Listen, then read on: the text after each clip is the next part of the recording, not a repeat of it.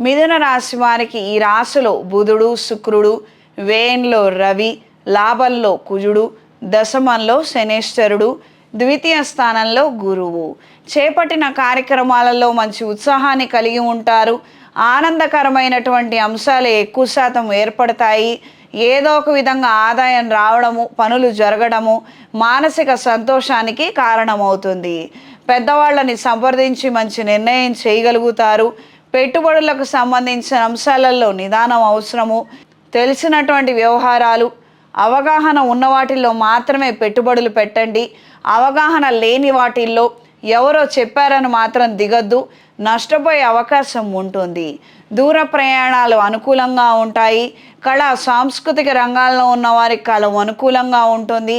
కొత్తగా నేర్చుకోవాలనుకునే వారికి కూడా కాలం సహకరిస్తుంది.